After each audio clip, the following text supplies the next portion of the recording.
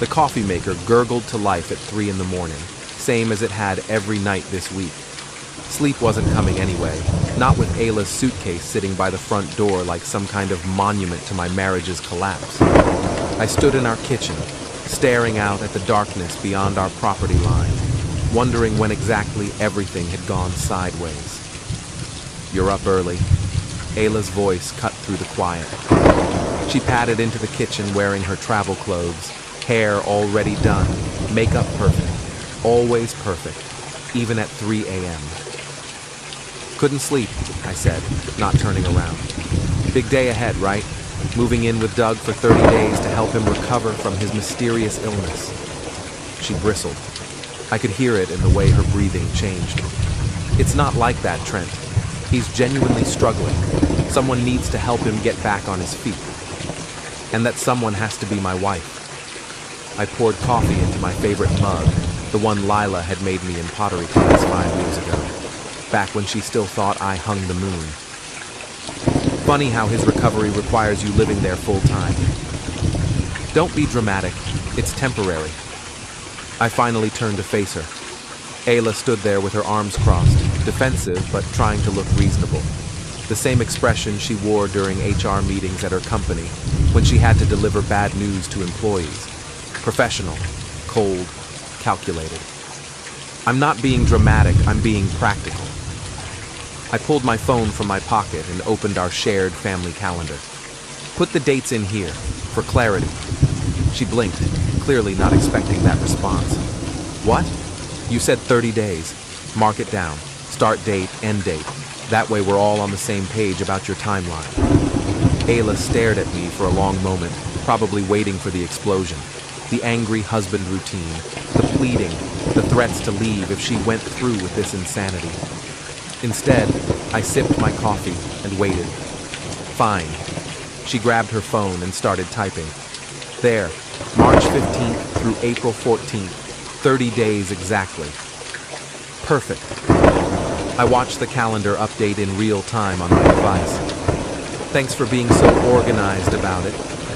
The front door opened and our 17-year-old daughter Lila walked in, backpack slung over one shoulder. She'd obviously been waiting outside for the right moment to make her entrance. Everything was a performance with these two. "Dad, you need to be reasonable about this," Lila said without preamble. "Mom's trying to help someone who's sick. That's what good people do." "Absolutely," I agreed. Very charitable of her. Lila frowned, thrown off by my calm response.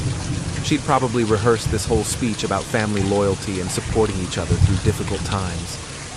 "So you're okay with it?" "I'm okay with a lot of things. Your mom's made her choice. I respect that." Ayla's eyes narrowed. She knew me well enough to recognize when I was too calm. "What's that supposed to mean?" "It means exactly what I said. You've decided to spend 30 days living with your ex-boyfriend to nurse him back to health.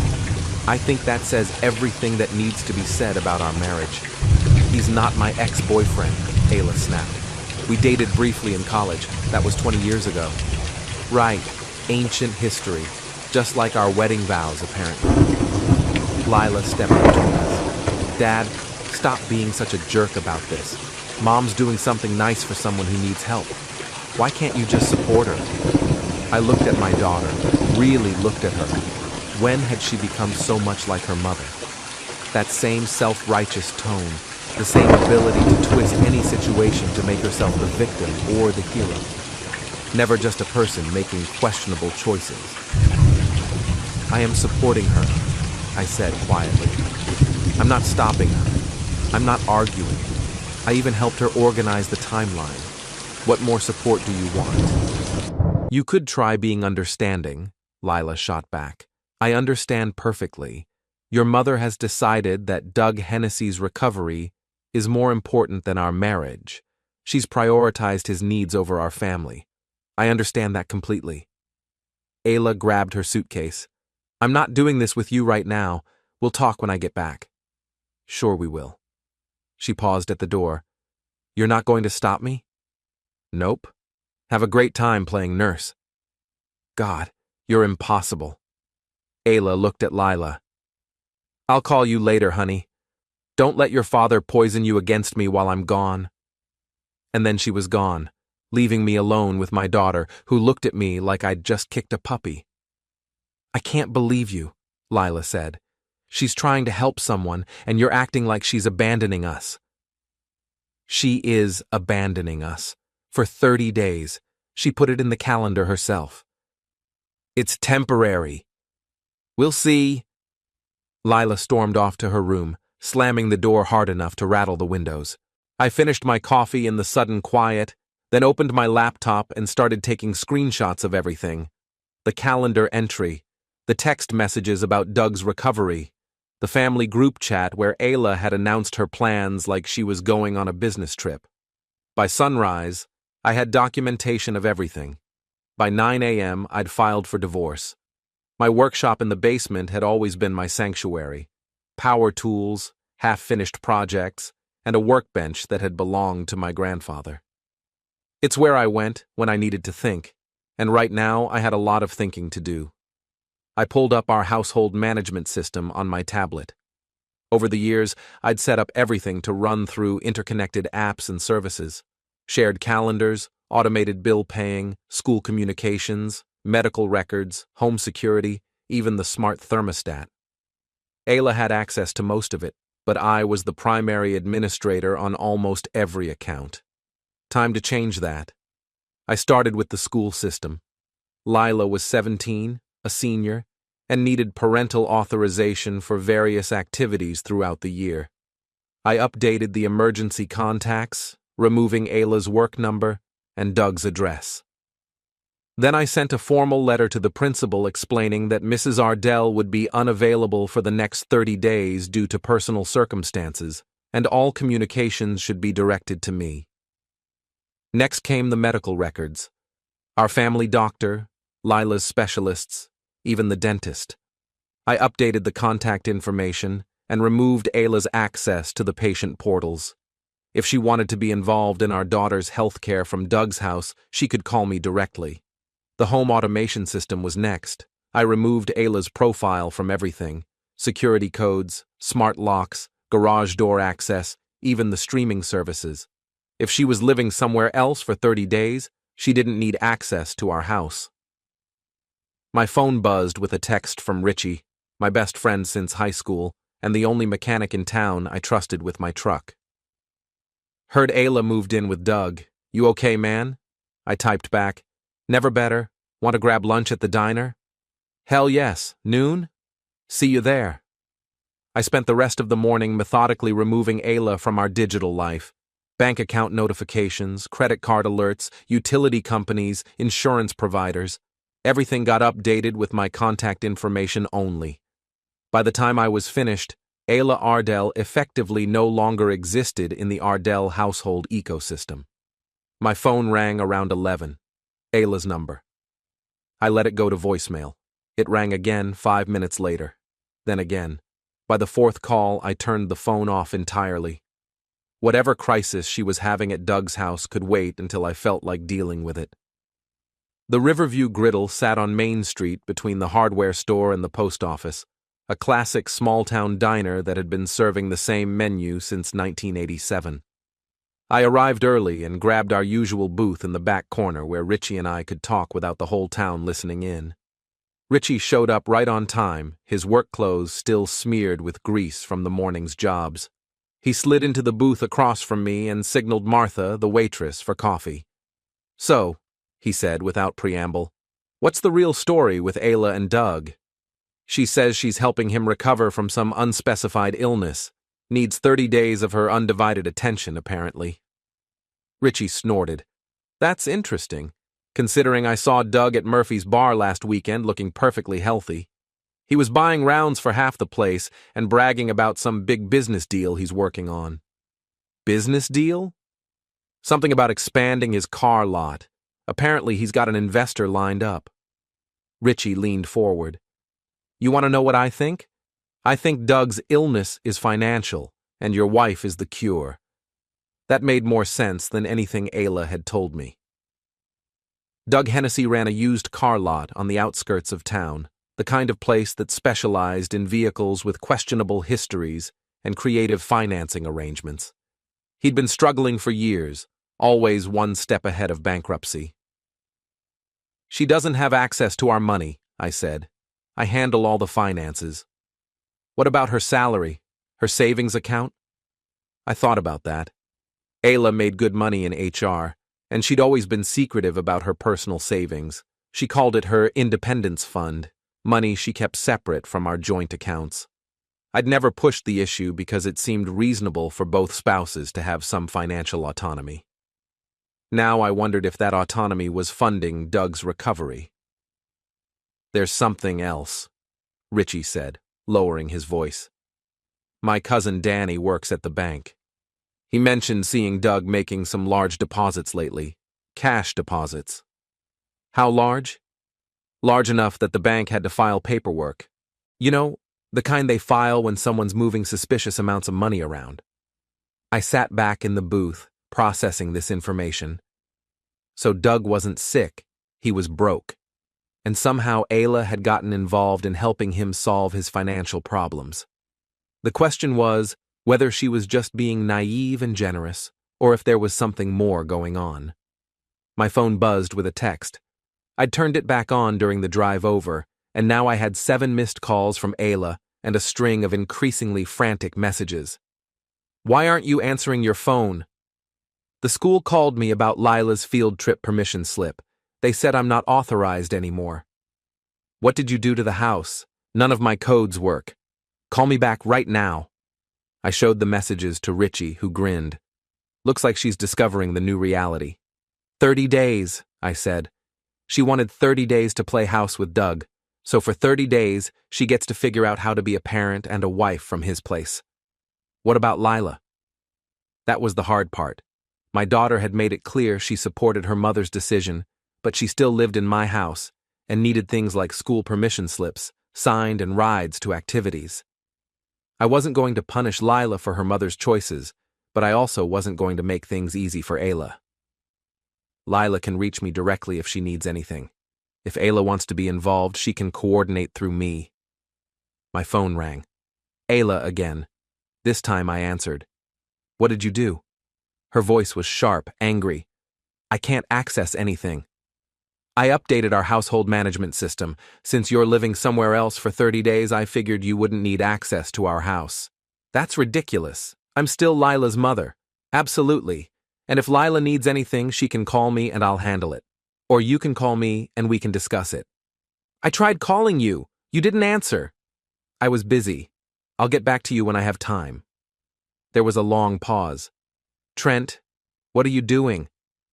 "I'm respecting your decision to prioritize Doug's recovery over our family. You wanted 30 days to focus on him without distractions. I'm helping you achieve that goal." "That's not what this is about." "Sure it is. You've made your choice. Now you get to live with the consequences." I hung up and turned the phone off again. Richie was grinning. "You're really going to make her sweat this out for the full 30 days? "I'm going to do exactly what she asked for. She wanted space to help Doug recover. She's got it." And after 30 days, I thought about the divorce papers I'd filed that morning, the lawyer I'd consulted, the documentation I'd been gathering. After 30 days, we'll see what's left to recover. 3 days into Ayla's 30-day recovery mission, I was starting to get a clearer picture of what was really happening. It came together piece by piece, like assembling a puzzle where someone had hidden half the pieces. The first piece arrived courtesy of Mrs. Dwyer, my 70-year-old neighbor who had made gossip into an art form. She cornered me while I was checking the mail, her small eyes bright with the thrill of having information someone else needed. "Saw your wife at the grocery store yesterday," she said without pain. "She was buying quite a lot of food for someone who's supposed to be nursing an invalid." "Oh?" "Steaks, wine, fancy cheese. The kind of things you buy for a celebration, not a sick room." Mrs. Dwyer leaned closer, lowering her voice conspiratorially. She looked happy, Trent. Really happy, like she was planning something special. I thanked Mrs. Dwyer and went back inside, but her words stuck with me. Ayla had looked happy. When was the last time she'd looked happy at home? When was the last time she'd bought steaks and wine for us? The second piece came from an unexpected source. Marnie, Ayla's co-worker and closest friend. She showed up at my door Thursday evening, looking uncomfortable and fidgety. "I probably shouldn't be here," she said when I opened the door, "but I thought you should know what people are saying." I invited her in and made coffee while she gathered her courage. Marnie had always been the type to collect gossip and secrets, but she was usually more careful about who she shared them with. "Ayla's been talking at work," she finally said, "about Doug, about their history together. She's been saying things that make it sound like maybe this recovery situation is more complicated than she told you."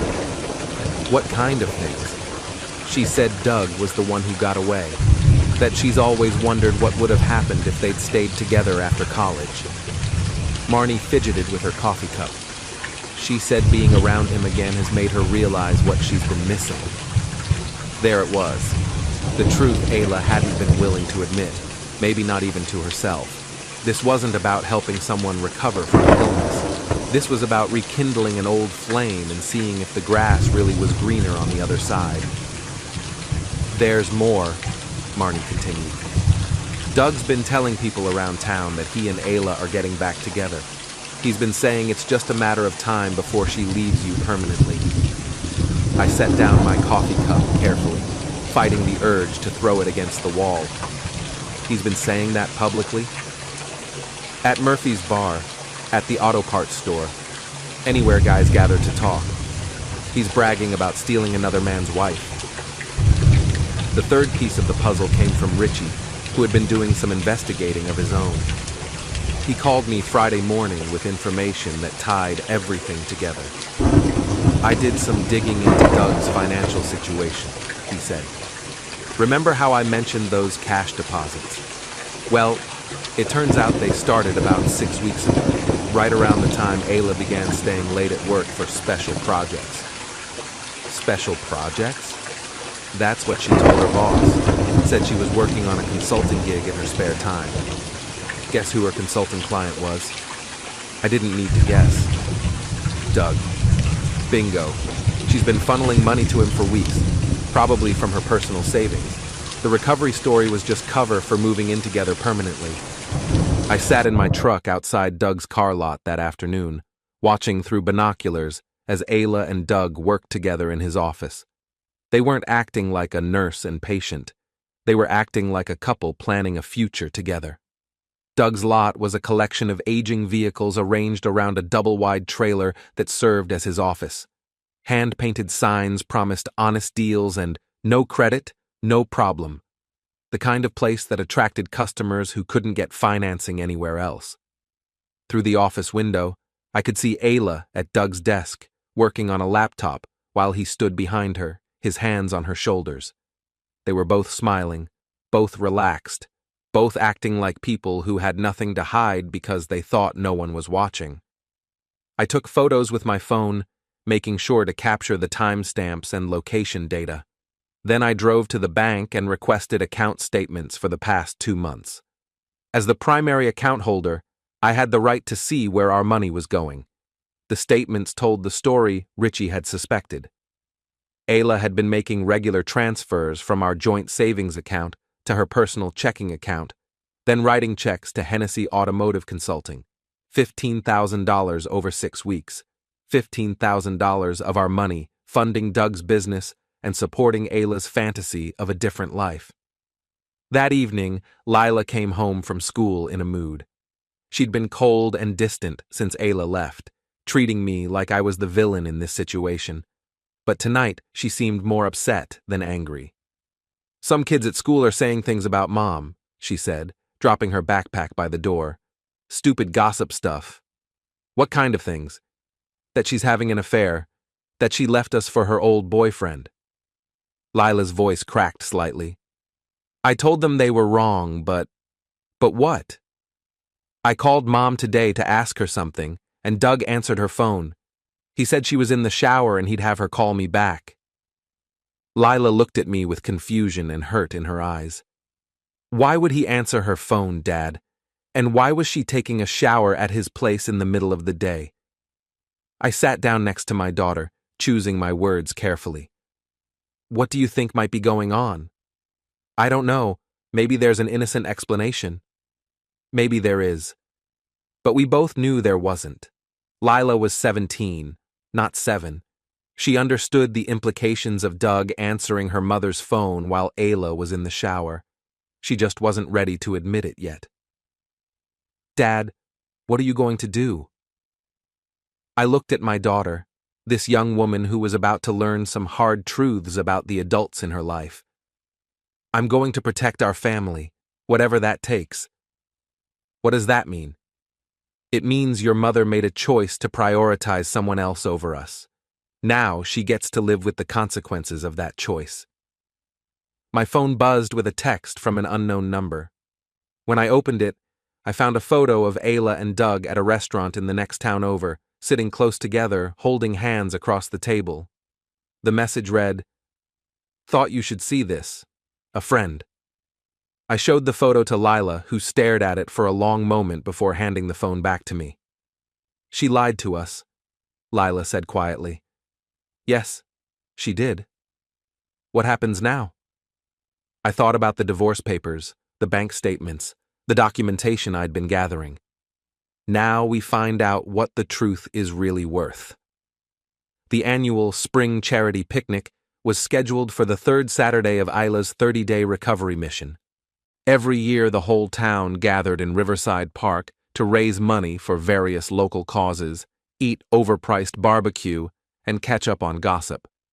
This year, I decided to give them something really worth talking about. I spent the week before the picnic-making preparations. First, I volunteered to help with the event setup, specifically the audio-visual equipment for the afternoon's presentations. The organizers were thrilled to have someone with technical experience handle the sound system and projection screen.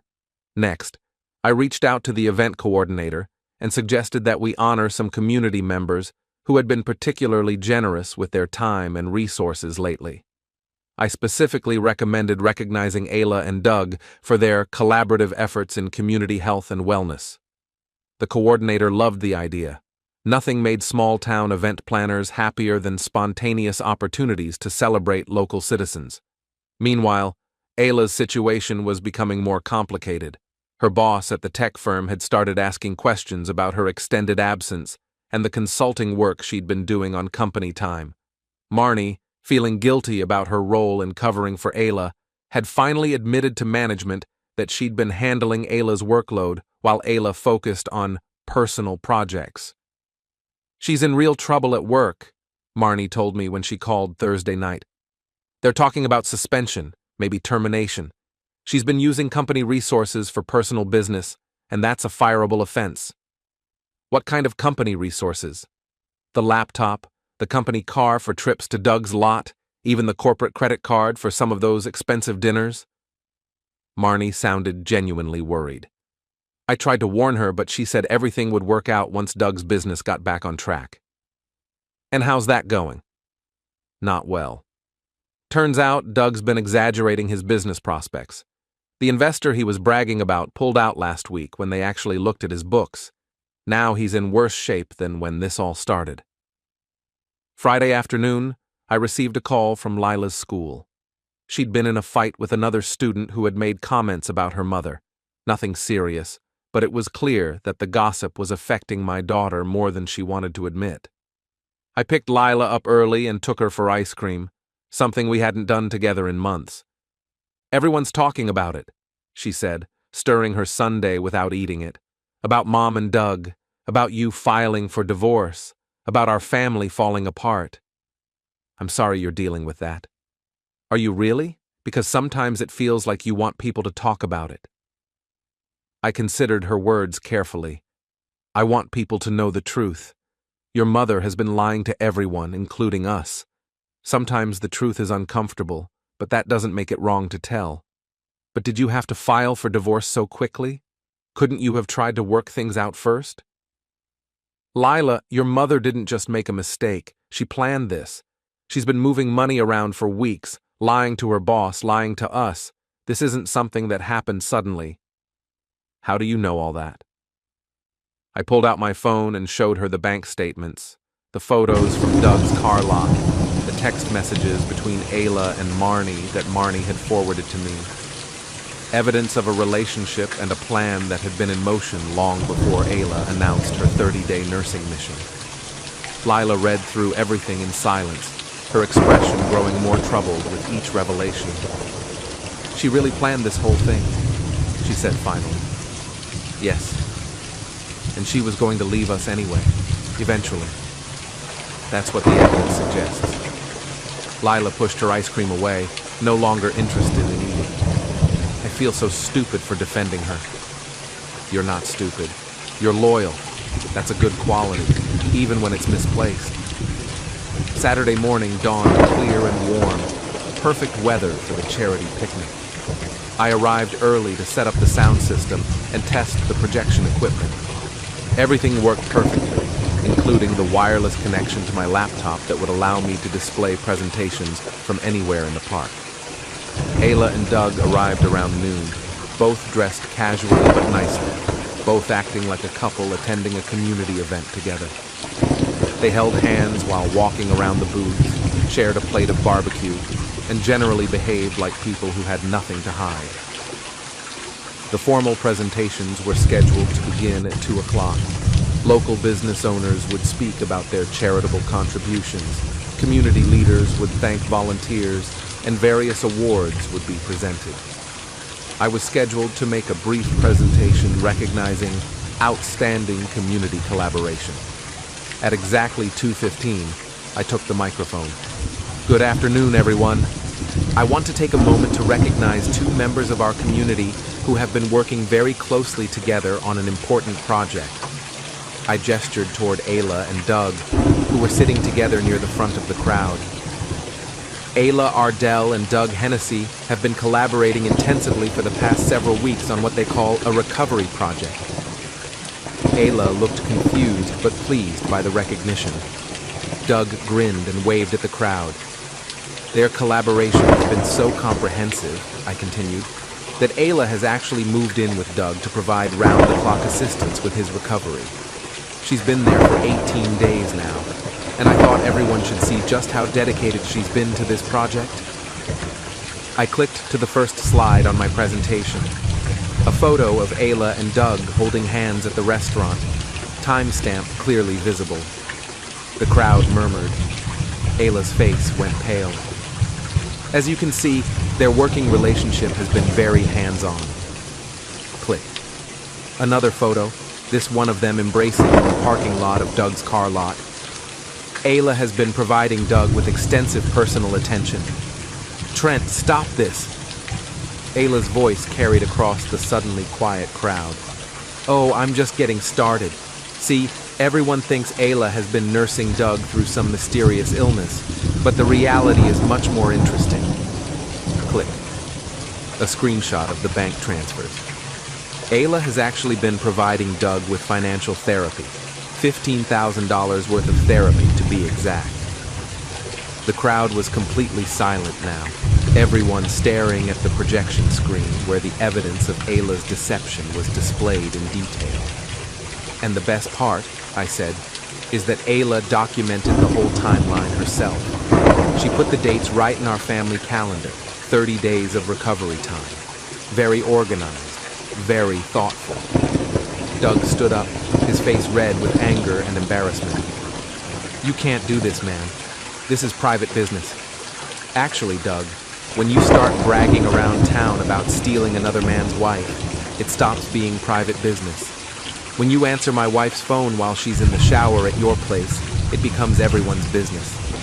Several people in the crowd gasped. Mrs. Dwyer nodded knowingly, clearly pleased that her gossip instincts had been validated. Ayla tried to run, but the crowd was too thick, and she was trapped in the middle of it. Doug attempted to follow her, but tripped over a cooler and went down hard, landing face first in someone's potato salad. I'd offer you a napkin, Doug, I called out, but you're used to cleaning up your own messes. The crowd erupted in nervous laughter and excited chatter. Phones came out as people started taking pictures and recording videos. Within minutes, the whole scene would be all over social media. I clicked to the final slide, a photo of our family calendar with Ayla's 30-day entry highlighted. So, let's all wish Ayla and Doug well in their recovery project. They've got 12 more days to figure out what they're recovering from.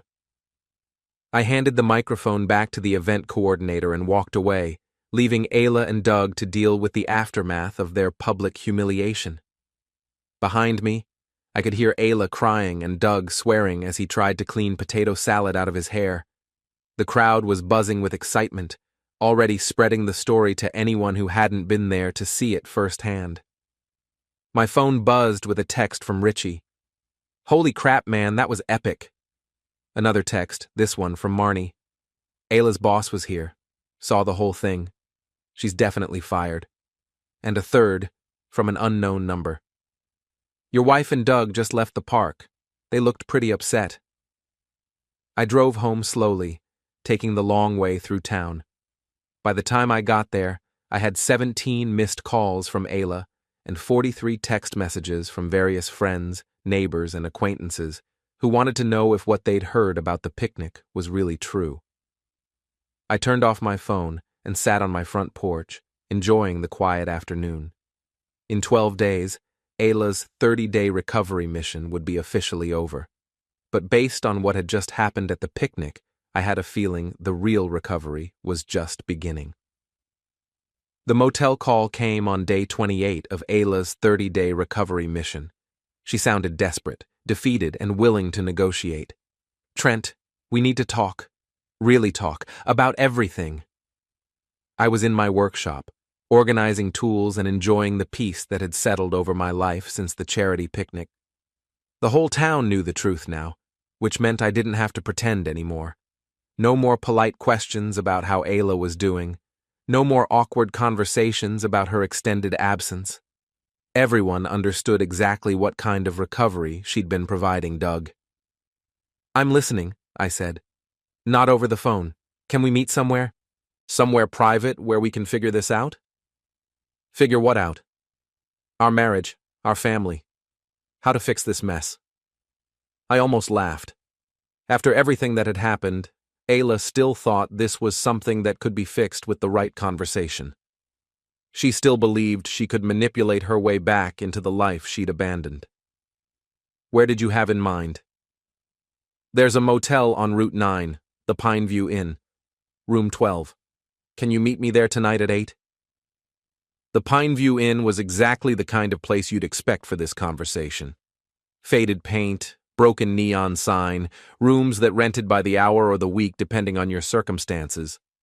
It was also the same motel where Doug had been living since his house went into foreclosure the week before. "I'll be there," I said. What Ayla didn't know was that I wouldn't be coming alone. I spent the afternoon making phone calls and sending carefully worded text messages. By evening, I had assembled quite an audience for what I suspected would be Ayla's final performance. Lila agreed to come after I explained that it was time for her to hear the whole truth directly from her mother. She'd been living in a state of confused loyalty since the picnic, angry at Ayla, but still hoping there was some explanation that would make sense of everything. Marnie agreed to attend as a witness to the workplace violations that had cost Ayla her job. Her boss, Jennifer Walsh, also agreed to come after I explained that there might be additional company property that needed to be recovered. I even convinced Principal Sims from Lila's school to attend. As an education professional, he was concerned about the impact of family instability on student performance, and he wanted to understand the situation better. The final guest was someone Ayla wouldn't expect. A private investigator named Tom Bradley who had been documenting Doug's financial crimes for his creditors. Tom had discovered that Doug had been using Ayla's money not just to fund his failing business, but to pay off gambling debts and avoid some very unpleasant people who were looking for him. I arrived at the Pineview Inn at 7:45 and parked where I could see room 12. Ayla's car was already there, along with Doug's pickup truck. Through the thin curtains, I could see them moving around inside, probably preparing for what they thought would be a private negotiation. At exactly 8 o'clock, I knocked on the door. Ayla opened it, looking surprised to see me but trying to appear confident. Thank you for coming. Wouldn't miss it. I stepped inside and immediately understood why she'd chosen this location. The room was set up like a stage, with 2 chairs facing each other and a small table between them. Very intimate, very controlled. Ayla had probably planned every detail of this conversation, from the lighting to the seating arrangement. Doug sat on the bed, trying to look casual, but obviously nervous. Hey, Trent. Glad we can finally talk this through like adults. Absolutely. In fact, I brought some other adults who wanted to be part of the conversation. Before Ayla could react, I opened the door and gestured for the others to come in. Lila entered first, followed by Marnie, Jennifer Walsh, Principal Sims, and finally Tom Bradley, with his briefcase full of documentation. What is this? Ayla's voice was sharp with panic. I said we needed to talk privately. And we are talking privately. This is just our private group instead of your private group. Doug stood up from the bed, clearly ready to bolt. This is crazy, man. We don't need all these people here. Actually, Doug, we do.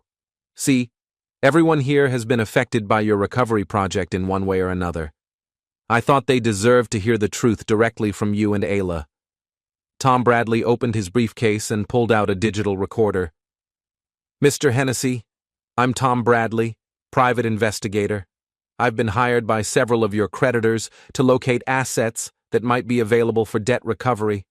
I understand Mrs. Ardell has been providing you with substantial financial assistance. That's none of your business, Doug said, but his voice lacked conviction.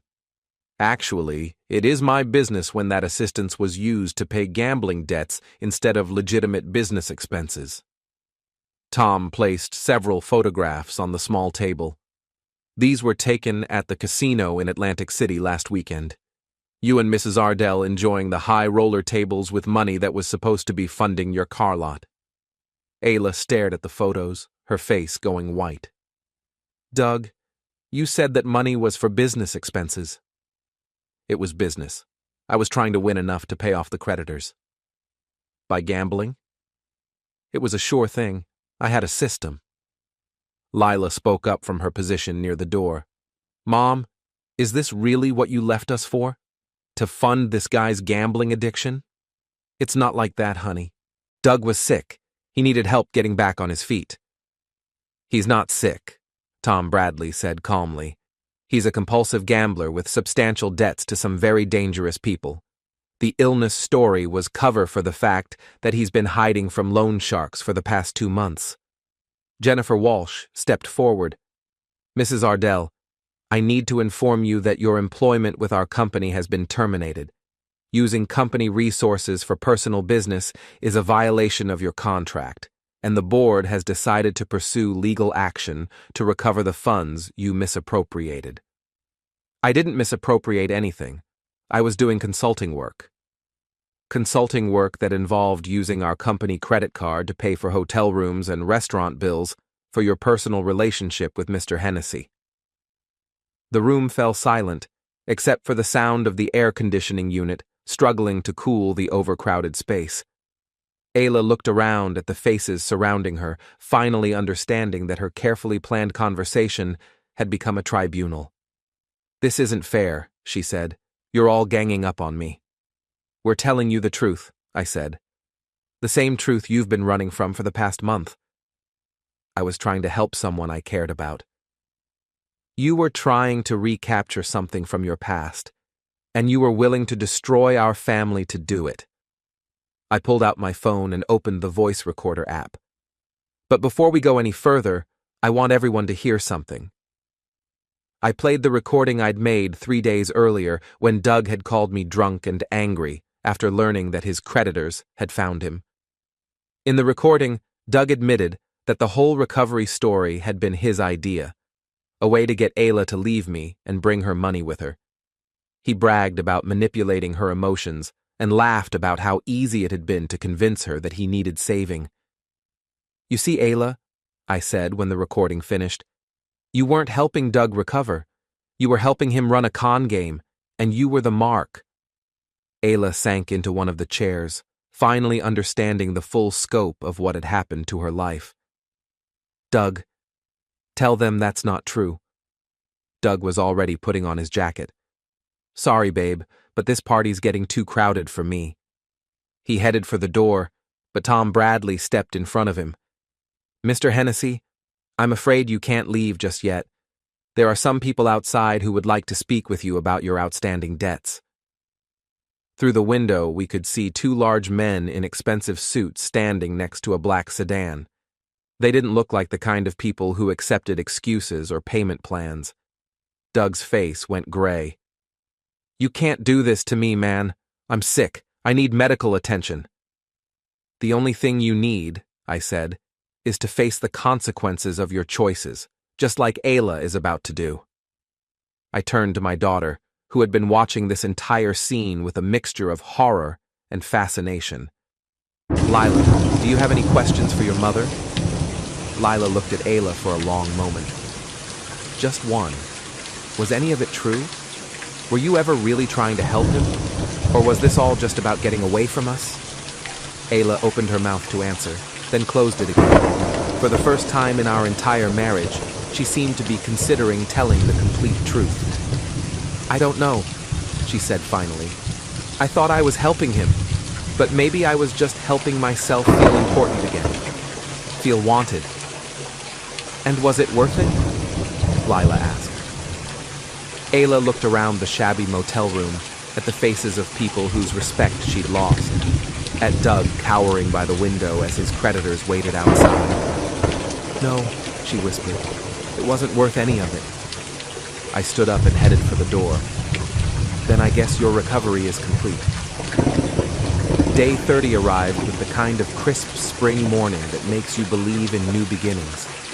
I woke up early, made coffee, and sat on my front porch watching the sun rise over our neighborhood. In a few hours, Ayla's 30-day recovery mission would be officially over, but the real ending had already happened 3 nights ago in that motel room. My phone had been quiet since then. No more desperate calls from Ayla.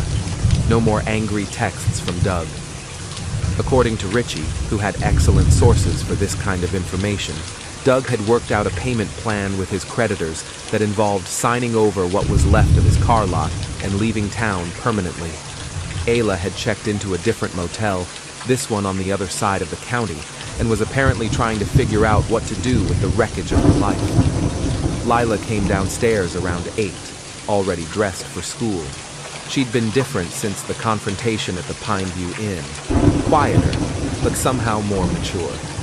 The illusions about her mother had been painful to lose, but she seemed relieved to finally understand what had really been happening. "Any word from Mom?" she asked, pouring herself a glass of orange juice. "Not directly. Her lawyer called yesterday to discuss the divorce proceedings." "How's that going?" "Smoothly.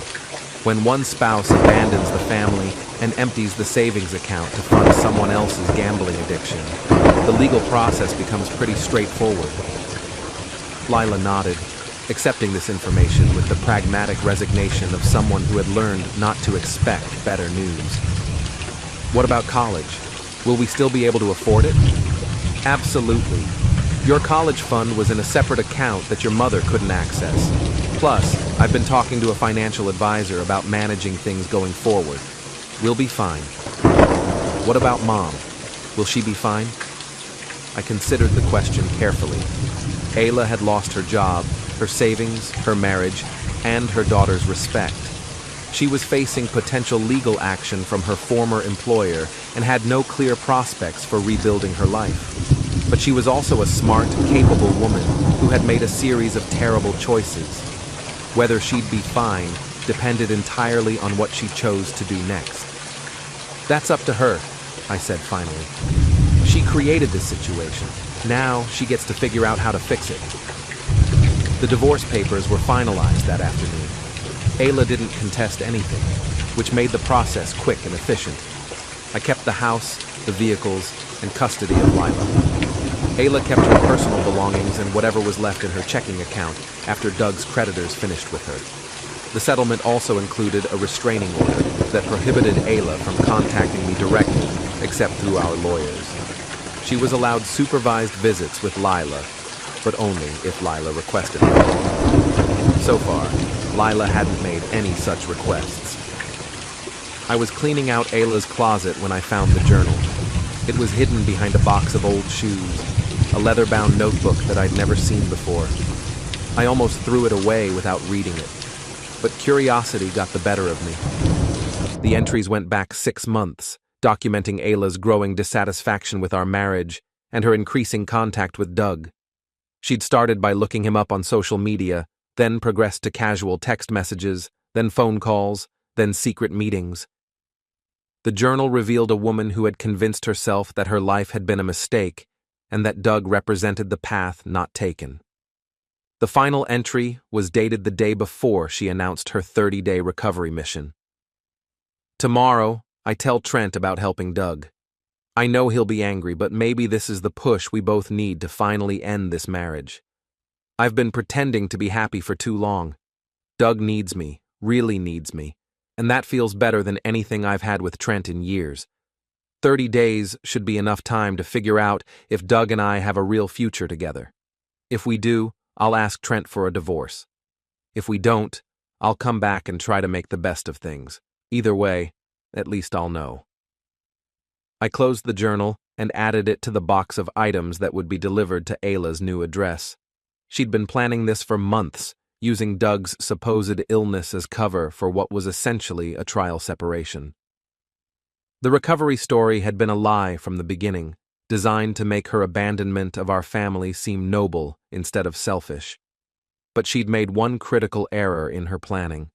She'd underestimated me. Ayla had assumed I would react emotionally, that I would beg her to stay or threaten to leave if she went. She'd expected drama, tears, and eventually capitulation. Instead, I'd given her exactly what she'd asked for and documented every step of the process. Now she was discovering that actions have consequences, that 30 days of selfish choices could destroy a lifetime of relationships and security. The final scene played out at the Riverview Griddle, where I'd gone for dinner with Lila and Richie. We were celebrating the end of a difficult chapter and the beginning of whatever came next. The conversation was light, focused on Lila's upcoming graduation and summer plans. That's when Ayla walked in. She looked terrible. Her clothes were wrinkled, her hair unwashed, her face showing the strain of the past month. She spotted us immediately and walked over to our table, ignoring the stares and whispers from other diners who recognized her from the charity picnic incident. "Trent, please, can we talk?" "We have nothing to talk about. Your 30 days are up. The divorce is final. You made your choice." "I made a mistake, a terrible mistake. But people make mistakes and marriages are supposed to survive them." "Marriages are supposed to survive mistakes," I agreed. "But what you did wasn't a mistake. It was a plan. You documented it yourself in that journal you left behind." Ayla's face went pale. She'd forgotten about the journal, probably forgotten about a lot of things in the chaos of the past few days. "Lila, honey, please. I'm still your mother. We can work this out as a family." Lila looked up from her dinner, her expression calm and resolved. "Mom, you stopped being part of our family the day you moved in with Doug. You chose him over us. Now you get to live with that choice." "But I love you. I love both of you." "No," I said, standing up from the table. "You love the idea of us. You love having us as a backup plan when your other options don't work out. But you don't love us enough to actually choose us when it matters." Ayla started crying, the kind of desperate tears that were meant to generate sympathy and second chances. A few months ago, they might have worked. But I'd learned too much about manipulation and emotional blackmail to be affected by the performance. 30 days, Ayla," I said quietly. "You asked for 30 days to figure out what you really wanted. Well, you figured it out. You wanted Doug, his gambling debts, his creditors, and his lies. You got all of that. What you don't get is to come back here and pretend it never happened." I left money on the table for our dinner and walked toward the exit, Lila and Richie following behind me. At the door, I turned back to look at Ayla one last time. She was still sitting at our table, crying into her hands while the entire diner watched her fall apart. It should have made me feel sorry for her. Instead, it just made me feel tired. Outside, Lila took my arm as we walked to the truck. "Do you think she'll be okay?" "Eventually. She's smart enough to rebuild her life if she really wants to, but that's not our problem anymore." "I know. It's just hard to watch someone destroy themselves like that." "The hardest part," I said, "is accepting that you can't save people from their own choices. You can warn them, you can try to help them, but ultimately they have to decide what kind of person they want to be." We drove home through the quiet streets of our small town, past the houses where normal families were settling in for ordinary evenings. Tomorrow would bring new challenges and new opportunities, but tonight we were just grateful to have survived the storm. 30 days had been enough time for Ayla to lose everything that mattered, but it had also been enough time for Lila and me to discover that we were stronger than we'd realized, that we could build a good life without someone who didn't want to be part of it. The calendar entry was still there in my phone, a digital monument to the day my marriage ended and my real life began. March 15th through April 14th. 30 days, that changed everything. I marked it complete and deleted the reminder. There was no need to remember the dates anymore. Some chapters were meant to stay closed,